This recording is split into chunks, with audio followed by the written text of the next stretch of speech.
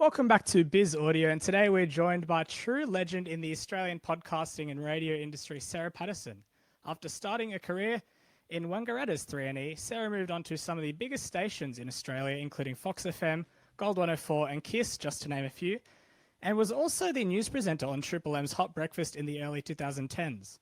Sarah has been a prominent figure in the podcasting world with her Food Bites podcast, which she hosts with her husband Kevin. But what Sarah is most famous for is breaking some of the biggest radio and audio industry stories on radio today. And it's my pleasure to welcome Sarah Patterson to the podcast. Oh, thank you, Max. It's a pleasure to be on your show. Thank you and welcome. And of course, first question to start us off, this is what I ask all the guests. What was it that first drew you to radio and journalism? Well, I always loved writing, Max. When I was at school, I was absolutely hopeless at maths. I still am. English and writing was my thing, so I kind of felt drawn to perhaps working in newspapers one day, perhaps television journalism, but I hadn't really considered radio until I went to university. I studied media studies and journalism at RMIT, and it was only when I first got involved or got roped into the student radio station there that I started to think seriously about working in radio. Oh, lovely. And of course, you were in Triple M's Hot Breakfast during its peak years. And what was it like being part of that team? Oh, it was amazing, Max. I still sort of pinch myself now at the memory because I never really expected, in the early days of radio, you sort of don't expect that you're going to ever work with somebody the calibre of Eddie Maguire or Luke Darcy or Mick Malloy, who was also part of the show then too. I felt very lucky. It was very fast-paced. A lot was demanded of you professionally. You really had to be on the ball, but I really felt excited by that. And that was, I think, 3-4 years of my life, and probably the greatest career experience of my life for sure. Oh wow, that's really good. And of course, would you say that was your first big journalism role? I'd say so, yes. Certainly the most nerve-wracking one, Max. I was very, very nervous. And it's funny, 10 or more years down the track, and I will occasionally still run into someone like Eddie Maguire, and I look back and I think, oh gosh, I was so in awe and a little bit intimidated at the time, but I look back now and I think, well, you know what? He's just a human being like everybody else. Eddie used to rock up in his dressed in his suit and tie and always looking immaculate and always professional and always demanding the same professionalism of everyone else. But he's a really nice bloke. And I never really saw that until years afterwards. That hey, he's just like the rest of us. Oh, of course. And sorry. And I guess that's a lot of people on radio, they sometimes put on a voice or we never get to see the real side of them. And I guess that's really, really good to hear. But how do you balance speed and accuracy and storytelling when breaking news and, of course, speaking to your days at the Hot Breakfast as well? Yeah, that's what makes it really nerve-wracking. I mean, times have changed now. When I started in journalism and in radio, we didn't have social media. We pretty much relied on the Telstra white pages to literally dial up and chase interviews and find interesting breaking stories. And then I think social media changed the whole landscape of how we do things. Twitter, especially now, we call it X, and we couldn't always, and we still can't and shouldn't be reliant upon it because it's not always accurate, as we know. But it's also a helpful tool as well. But my memory is we had a big team. Triple M and Fox FM shared the same newsroom, so when I worked on the Hot Breakfast, and we all depended on each other to help with the workload. If there was a big breaking story, I got extra nervous because usually Eddie would call me into the studio and say, hey, can you tell us everything you know about this? And even if I only had a couple of lines of information, I'd trot in there and told him what I knew. But I had a great backup journalist who helped me in the breakfast role. So whilst I wrote a great deal of what I read on air, I also had a great backup journalist, and I had other colleagues from Fox and Triple M, and we all just worked together to basically do the best we could. And of course, speaking more about your radio journalism now, you've known for breaking some major radio industry and audio industry stories. And how do these stories usually come to you, and where do you get your passion for writing? That's a really good question.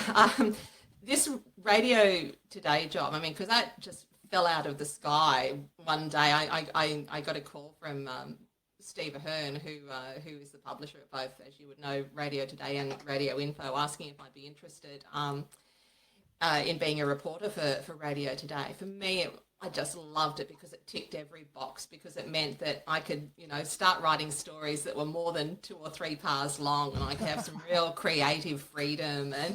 And look, there's lots of different sources. We have some great contacts, and I like to think in the 35 odd years that I have worked in radio, I've built up some amazing contacts along the way, and that certainly helps me with finding stories and chasing stories. I mean, a lot of it comes from emails and industry press releases as well, but the best ones, Max, are the ones that just come to you as tip-offs or something that you get to chase. And I really love the adrenaline rush of someone, perhaps just messaging me and saying, hey, I don't know if there's anything in this, but you might want to check this out. And there's a real rush when you know that you're the only one that's got it and you've got the exclusive. And that never gets tired. Very, very interesting to hear. Of course, I know the adrenaline rush. Always, not even writing it, but when reading the stories on Radio Today, sometimes you see these big headlines, and of course, the heart drops. Sometimes, of course, when I saw Carl and Jackie O's big contract, I saw the story that was always interesting to see. Absolutely, and look, the headlines, you can have a lot of fun with headlines. Sometimes headlines can be a little bit misleading, but when you can do a clever headline too, there's a bit of satisfaction in that as well. And switching over to your podcasting journey, your podcast Food Bites, how did it come about, and what made you want to jump into podcasting? Oh, wow. Next. So my husband, Kevin Hillier, who I met when I was working at Triple M, he has taught me a lot. And there was a time, Max, when I didn't even know what a podcast was. I was writing a newspaper column for a local newspaper in Melbourne's western suburbs, and it was called Food Bites. So it was just a newspaper column, and I had a couple of people suggest to me in the early days of podcasting, why don't you turn your newspaper column into a podcast? So the newspaper column would just entail pretty much what the podcast is all about. We just speak to a high-profile person. And at that stage, I think we were doing cooking tips and a few other bits and pieces. And I remember thinking, I don't even know what a podcast is. Why would I do a podcast? What is that even? Kevin, however, was a bit more, had a bit more experience than me. And he said, I think that's a great idea. Let's pursue it. And we did. And the first episode we did was, as I recall, Stephen Quartermain, known as Quarters, from Channel 10 News in Melbourne. He was our first guest, and I still remember it so well because his favourite food and his specialty were roasted duck fat potatoes. And he just went on and on about them, and it was a really great episode, and I was so proud of it. And we just kept going, Max, and I think we're now past 400 episodes, which since I think 2018 we started, and we're still going strong, and we don't have any trouble sourcing guests. In fact, we have quite a few people just coming to us and saying, hey, we'd love to be on your show. So I'm absolutely stoked, and Kevin and I, we get on very well, and I like to think we have a pretty good rapport. So what you hear on the podcast is pretty much what we're like, just at home, really, around here, just making fun of each other and just having regular conversations with people. Oh, that's great to hear. And of course, I even on radio, I guess, would you say that you need to have chemistry off the air as well as on the air? Yeah, I think it helps. I always think it helps if you have that friendship and you know people well. Yeah, I always think it helps you to feel more relaxed and comfortable. I certainly, before we start recording any Food Bites podcast, we don't overdo the preparation because we want it just to be natural as it can be, and it pretty much just ends up being a general sort of conversation, and we just try to keep it as relaxed as we can. And how would you say podcast storytelling differs from radio journalism for you? That's a really interesting question. I guess because you can take it in so many different directions. With radio news, I think you kind of pigeonholed. We stick to facts, and you can't be too colourful in the way you describe things. You just need to get the news out there. People just want to know what's happening. They don't want you to sugarcoat it or make it sound pretty. I think the difference is with podcasting, there's just so much more room for creativity. Yeah. And to possibly ask people questions you wouldn't normally ask when you were interviewing them for radio news. Yeah. And of course, I've seen lots of great interviews on radio today. And look, seeing as you've been in radio and you've seen it evolve massively, what do you think has changed the most since you started in radio? I think again, do you know what? I think when I was in radio, it was pretty much more about what came out of the speakers, and I think Kevin will probably say the same thing. I think the fact that it's become a visual medium now, as well as just something that you hear out of the speakers, I actually found that transition a bit difficult when the advent of having cameras in the studio. When you do breakfast radio, the one thing you love is that you can just kind of roll into work and not have to worry about how you look at 4 o'clock in the morning, because that's the last thing you want to worry about. And the news crew, I think people forget that we start so much earlier than the on-air program team. We normally get in there 4 o'clock. Wow. Or before, and the on-air program teams will roll in a bit closer to 5, sometimes 6 o'clock. Yep. I'm kind of glad now that I'm not working in radio where I have to be worried about having cameras on me as well. But also, as I said before, the social media has really changed the landscape as well, and it's a bit of a minefield now. AI as well. The constant doubt over where the source is from, as whether it's legit. And constantly dotting your I's and crossing your T's, which you should always do anyway. It's just not quite as simple as it used to be. And of course, my next question actually does relate to that. In an age of social media and AI, what do you think? Do you think it's becoming harder to tell what's real news and what's fake? Oh yes, absolutely. And it really makes you feel jaded sometimes, Max, because as you know, AI, it's really convenient, and if used correctly, it can be a really useful tool.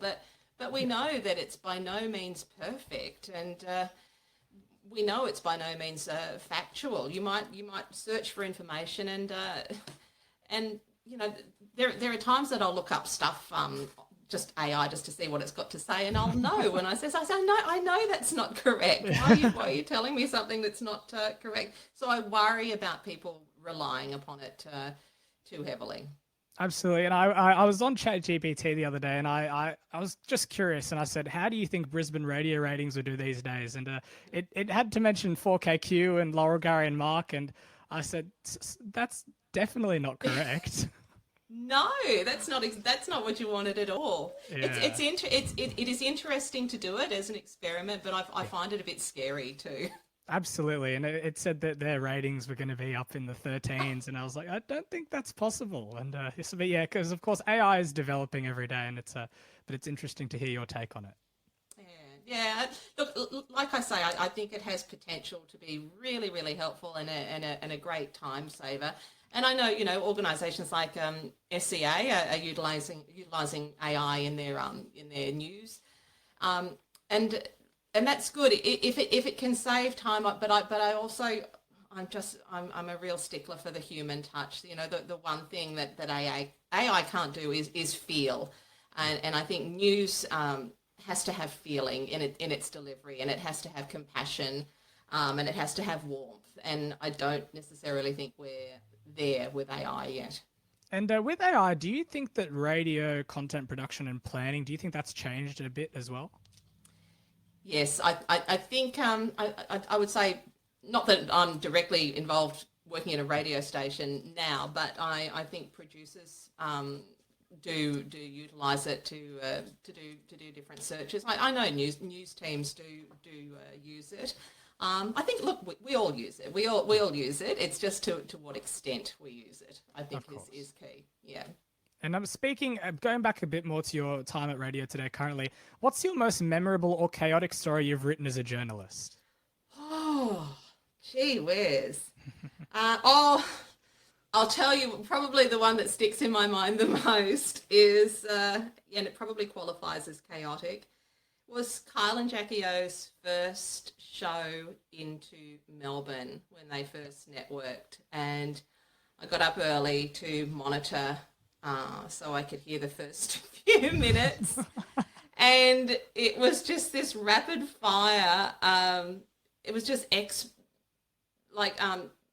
it was so X-rated and so explicit. And I remember just gasping out loud and questioning whether this was actually real and thinking, what on earth am I going to write? What can I possibly say that even goes anywhere near describing what I have just heard? I nearly fell off my chair, Max. So that was probably the most memorable because look, I thought it would be controversial, but I don't think anyone ever bargained for what we heard that day. And some would argue that's damaged them in the long run. But anyway, that's how it was. But that would probably have been one of the most chaotic. And speaking more onto the Melbourne market, as someone in Sydney, we've only just started to hear Christian O'Connell, but as someone in Victoria, how do you think the Melbourne radio ratings are going to shape up this year with, of course, Christian O'Connell going national? You've got Jason Lawrence stepping up their game, but of course, Carl and Jackie O is still in Melbourne. How do you think that'll shape out?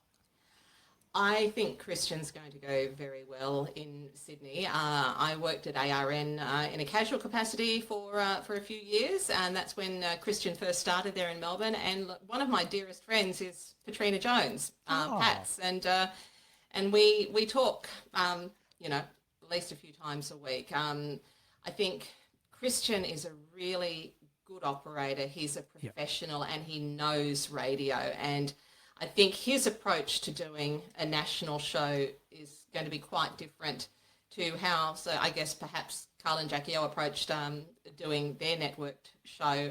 Christian's a big believer that for something to be entertaining, geography, isn't necessarily relevant. Yeah. He's very much about that real campfire mentality, like getting his crew around him and finding common ground. And look, Patrina's just an amazing radio talent. I worked with her. Patrina and I worked together at 3&E in Wangaratta. Oh, really? Wow. Yes, we met there and were friends ever since. And I think she's always had that amazing, funny, warm personality. And being part of Christian's show has given her the chance to step out of her comfort zone and. It's been terrific for her. Rio is great, full of life, and now obviously I don't know Alex, but it sounds like they've got a really good mix in place, and I hope that they will do well. Jason Lauren, they burst out of the blocks, and I think there's a real loyalty with Jason Lauren because of what they went through when they had to make way for Kyle and Jackie O, and I think that's a long-standing loyalty, and I think Clint Stenaway being part of the show has added a really nice element as well. Again, it's one of those shows where you feel like you're among friends. But goodness, who knows, Max, what 2026 is going to throw up. Nothing shocks me anymore, but true. Yeah, it's going to be a big year. And how do you think Jonesy and Amanda will do on National Drive? Of course, they've been a long-time Sydney breakfast duo, but now that they've made the switch to National Drive, how do you think they'll do in other markets? I'm not sure. I mean, I would hope they would do well. They obviously know each other so well. They've worked together for so many decades. you would hope that they will just transition and it'll be a smooth, easy fit in drive. That's going to be something else we're all going to be watching with interest. But hopefully it works out. I enjoy Jonesy and Amanda. Again, I feel like they're the type of people that make you feel as though you've known them, all your life. They're relatable, and I think as long as you're relatable, you're halfway there. Exactly. And a few more questions. Do you think young broadcasters today have more opportunity or more competition? I think it's much harder for young broadcasters now. I think it's harder for them. In fact, I really sympathise because the usual channels of making your way up the ranks have changed completely. I mean, when I started, country radio or regional radio is where you did your apprenticeship and then you had a goal towards working in the city and you just worked your way up. But now with networking and cutbacks, so many cutbacks, there's not the opportunities that there used to be for young broadcasters. But having said that, there are some amazing young broadcasters around, and now in my role in radio today, what I really like doing is trying to shine a light on the young broadcasters in the regional and remote areas who wouldn't otherwise maybe get so much of the spotlight. There's some really talented young people, and look, I think radio's in good hands. And looking over to the Audio Awards, do you think the Audio Awards are now a good platform for young broadcasters, as you said, in regional areas to showcase their work?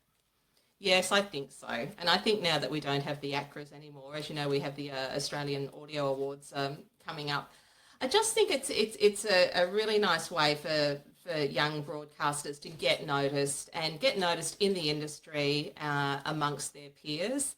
I really think that's important for them because I would hate for them to think that they felt isolated. I think there are still many possibilities. If you've got the dream of moving on and working in Metro, I think, hang on to that dream and for all it's worth, because you will get there. If you want it badly enough, you will. But yeah, I think the awards are a terrific thing. I mean, also the beauty of the ACRAs, I mean, it's obviously different now, but it was a chance for people to catch up in person and young people to meet other people from regional stations and just, compare notes and, support each other. But hopefully these awards can work to do that too, to let young broadcasters know that they are supported. And what advice would you give to students or young people who want to work in radio or journalism? Well, you know what? I'll be a bit controversial here, Max. I did a degree in media studies and journalism because I was of the belief that's what I needed to do to work in radio journalism. I don't necessarily subscribe to that now. I don't necessarily think you need a university degree to get into journalism. I did a 6-month commercial radio training course through a wonderful man called Jim Barber. And, the practical skills I learnt from that in 6 months were, served me much better than 3 years at university.